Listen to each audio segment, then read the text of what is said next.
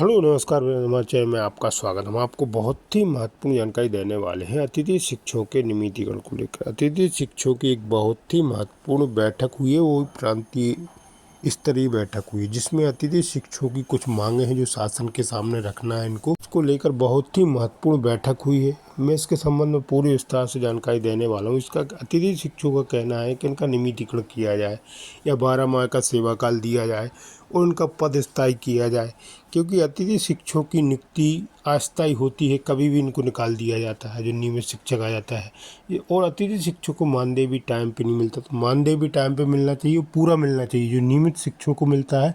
इस आधार पर अतिथि शिक्षकों को भी मानदेय मिलना चाहिए और उनका भविष्य सुरक्षित होना चाहिए। इसको लेकर अतिथि शिक्षकों की एक मीटिंग हुई है।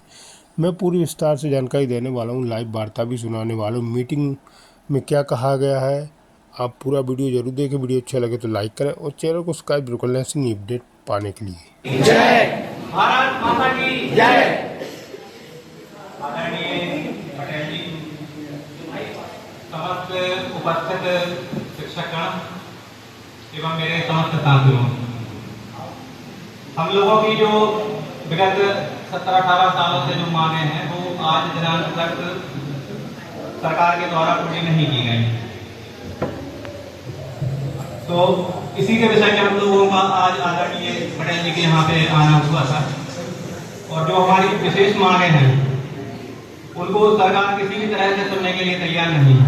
स्थिति ये है कि बहुत सारे अतिथि शिक्षक ऐसे हैं जो कि अपने प्राणों का बलिदान भी दे चुके हैं, लेकिन इस सरकार को आज दिनांक तक कुछ भी समझ में नहीं आ रहा, ना कुछ दिख रहा है। तो हम लोग हर खिड़की हर दरवाजा खटखटा चुके हैं, हर मंदिर हर चौखट हम लोगों ने खटखटाई है ताकि कहीं तो हो जहां की हमारी बात कोई सुन सके, जो हमारी बात ऊपर तक पहुंचा सके। तो आज हम लोग सभी अतिथि शिक्षक समाज से और मध्य प्रदेश के समस्त अतिथि शिक्षकों की तरफ से आज हम लोग यहाँ पर उपस्थित हुए हैं और विनम्र आग्रह लेकर करबद्ध आप लोगों के सामने निवेदन करते हुए यहाँ पर खड़े हैं कि हम लोगों की जो मांगे हैं उनको पूरी करवाने के लिए जो भी प्रयत्न हो सके उसको करने की कृपा जरूर करें, क्योंकि आप लोग भी देख रहे हैं सभी नियमित शिक्षक जितने भी हैं आपके स्कूल में भी निश्चित अतिथि शिक्षक होंगे और आसपास आप लोगों ने भी देखा होगा कि किस तरह से अतिथि शिक्षक को 10,000 बोलकर अब तो ये अटेंडेंस लागू हो गया तो 10,000 मिलना भी कठिन हो रहा है, क्योंकि कभी ना कभी पोर्टल नहीं चल रहा है, कहीं कोई परेशानी है, कभी लॉगिन नहीं हो रहा, जैसे आप लोग भी 2-4 होंगे तो वो तो बताने की विशेष आवश्यकता हमें नहीं लगता कि आपको होगी।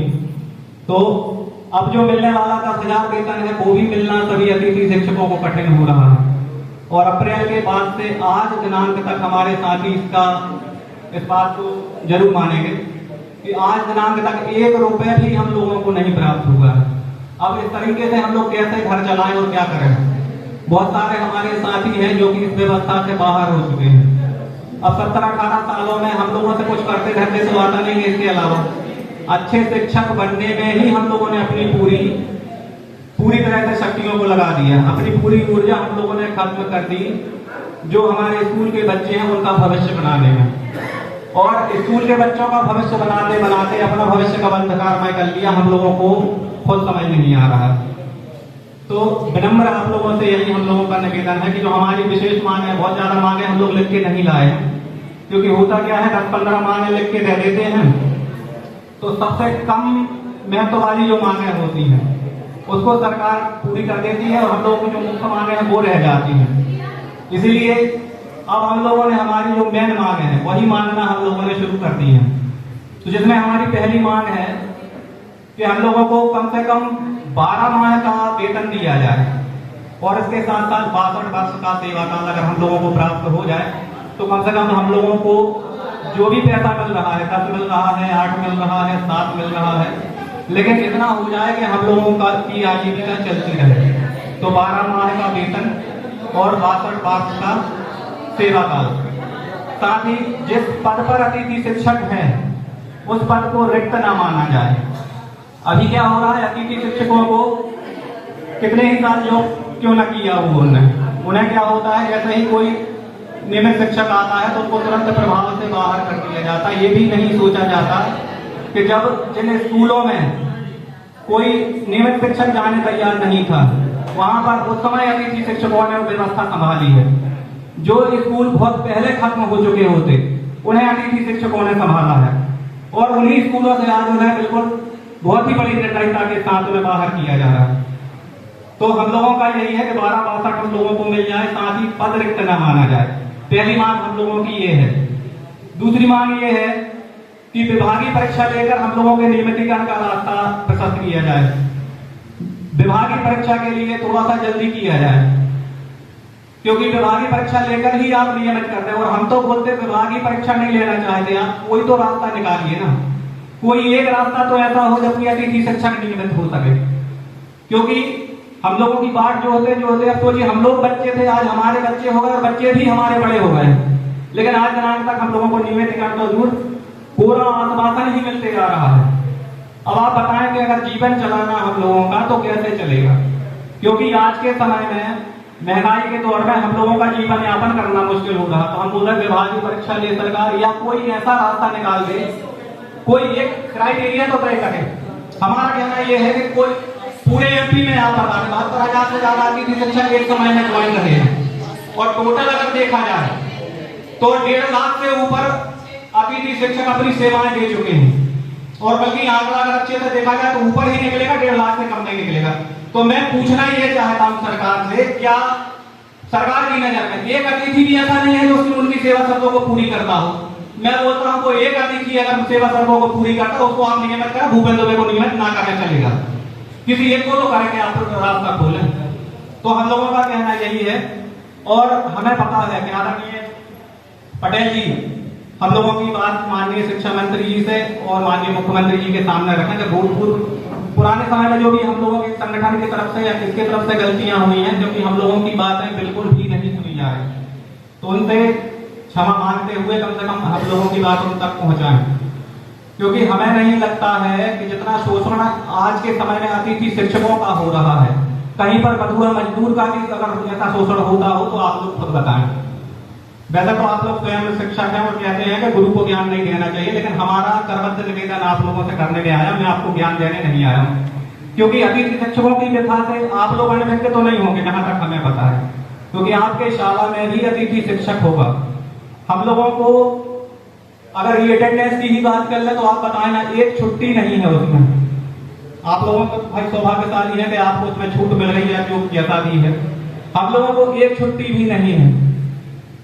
अब हमारी कभी गाड़ी पंचर हो गई है, कभी हम स्कूल नहीं पहुंच पा रहे हैं, चलिए तो भी हमने मान लिया कि ये हमारे भाग्य का लेखा है, जो कि हमारे पुराने जन्म का पाप हम काट लेंगे। लेकिन किसी भी तरह से 12 और पद रिक्त न माना जाए, वो तो दे सकते हैं, वो देने की कृपा जरूर करवाएं। और इसके साथ ही व्यवहारिक परीक्षा लेकर अतिथि शिक्षकों को नियमित किया जाए, जो योग्य है उन्हें कर रहे हैं। हम कह रहे भूपेंद्र दुबे को ना करना चलेगा, कोई दिक्कत नहीं। इसके अलावा एक विशेष हम लोगों की मांग है कि जो हमारे बहुत सारे अतिथि जो उथल पुथल अभी बीच में मची थी, प्रमोशन हुआ, ट्रांसफर हुआ और सब कुछ हुआ, जो 15 सालों से 10 सालों से अपनी सेवाएं दे रहे थे, वहां पर नियमित शिक्षकों के पहुंचने से बेचारे बाहर हो गए हैं। तो उनको किसी भी तरह से व्यवस्था में अंदर लेकर, और जो नए अतिथि आए हैं भले उनकी जगह पर आप कर रहे हैं। हम लोग गलत तो किसी का नहीं चाहते, ना नए अतिथि का चाहते हैं ना पुराने का चाहते हैं, लेकिन जिन पुराने अतिथि शिक्षकों ने इतनी मेहनत की है और जितना अपना सर्वस्व निछावर कर दिया है, उन्हें कम से कम इतना मिल जाए कि उन्हें सेवा में लेकर, और जो हमारी 2 और मांगे हैं उन्हें अगर पूरी करवा दी तो ये समझ लीजिए कि सर ईश्वर से बढ़कर हो जाएंगे हम लोगों के लिए। और निश्चित मानिए हम लोगों की जो व्यथा है, अब किसके सामने जाके कहें, आप खुद बताएं हम, क्योंकि कोई घर, कोई दरवाजा, कोई मंदिर, कोई मस्जिद आज में कुछ भी हम लोगों के लिए नहीं बचा है। तो हमारा ये निवेदन है कि अब आपके दर पर आए हैं अपनी हम लोग मांगे लेकर, तो उन्हें पूरी करवाने की कृपा करें। क्योंकि मैं खुद जब बहुत सारे अतिथियों का फोन आता है मेरे पास, तो अपने आप को जवाब देना मुश्किल पड़ जाता है कि हम कर क्या रहे हैं और किस युग में जी रहे हैं, जहां अतिथि शिक्षकों के शोषण के अलावा दूसरा कुछ नहीं है। ये तो अच्छा है कि हमारे प्रभारी और आप जैसे जो हमारे गुरुजन है हम लोगों के साथ खड़े हैं, नहीं तो सरकार, आप बताएं ना, सरकार तो पूरी तरह से हम लोगों को खत्म करने में तुली हुई है। बहुत सारे तो ऐसे हैं जो कि फांसी पर चढ़ गए, बहुत सारे अपने प्राणों की बलिदान दे चुके हैं। तो हमारा आप लोगों से यही निवेदन है कि जो हम लोगों की मुख्य मांग है 1262 और पद रिक्त न माना जाए। इसके अलावा पुराने अतिथियों को व्यवस्था में लेकर उन्हें सेवा का अवसर प्रदान किया जाए और साथ ही विभागीय परीक्षा लेकर हम लोगों की नियमितीकरण का रास्ता प्रशस्त करें। तो आदरणीय से हमारे यही निवेदन था। इसके अलावा जो भी अगर गलतियां हुई हो तो उनको क्षमा जरूर करें, लेकिन ये हमारे मन के भाव हैं जो कि आप लोगों के सामने हमारे निकले। अर्जुन सिसोदिया जी ने कहा है कि युद्ध नहीं जिनके जीवन में वो भी बड़े अभागे होंगे, युद्ध नहीं जिनके जीवन में वो भी बड़े अभागे होंगे, या तो प्रण को तोड़ा होगा या फिर रण से भागे होंगे। हम लोग आज अपनी शिक्षण व्यवस्था में टिके हुए हैं, जबकि ना हमने प्रण तोड़ा है ना रण से भागे हैं। आज भी हम लोग उस युद्ध का सामना सुबह शाम दोपहर रात हर दिन कर रहे हैं, और उसके बाद भी अगर आज आपके सामने खड़े हैं, यानी कि हम लोग पूरी तरह से मन से और तन से सबल हैं, और धन से भी कहीं ना कहीं होंगे। बैंक सपोर्ट लेकर ही काम चल रहा है, क्योंकि जो सरकार हम लोगों को दे रहे हैं उसमें घर तो नहीं चलता, ये बात तो सभी मानते ही होंगे। तो हम लोगों का जो संघर्ष है वो कैसे भी करके यदि खत्म होता है तो निश्चित मानिए आप लोगों का अतिथि शिक्षक परिवार हमेशा आभारी रहेगा। और इतना ही कहना चाहूंगा, इसके अलावा अगर कोई गलती हो जाए क्षमा।